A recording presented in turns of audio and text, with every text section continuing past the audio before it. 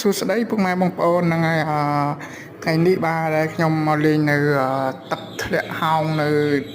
ខាងខេត្តត្បូងឃ្មុំខាងមេមត់ស្រុកមេមត់ណា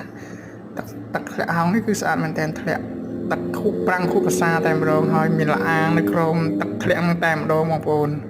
គឺស្អាតមែនទែនហើយវាមានអត្ថកំបាំងនៅក្នុងក្រោមលអាងនេះផងដែរជាប្រវត្តិសាស្ត្រមួយនៅក្នុងខេត្តត្បូងឃ្មុំជាប្រវត្តិលអាងទឹកធ្លាក់ហោងនៅទីរួមខេត្តត្បូងឃ្មុំយើងហ្នឹងហើយគឺមានទេសភាពស្អាតមែនទែនធម្មជាតិក៏ស្រស់បំព្រងហើយខ្ញុំបានមកលេងនៅថ្ងៃអាទិត្យថ្ងៃសៅរ៍ថ្ងៃអាទិត្យចុងសប្តាហ៍ហ្នឹងគឺមានមនុស្សច្រើនមែនទែន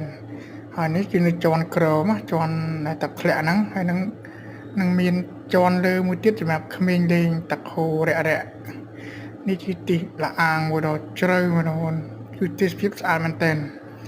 ក្នុងទឹកធ្លាក់ហ្នឹងគឺមានលអាងរូងភ្នំដូចជារូងភ្នំមួយដែរហ្នឹងហើយសូមអរគុណច្រើនបងប្អូន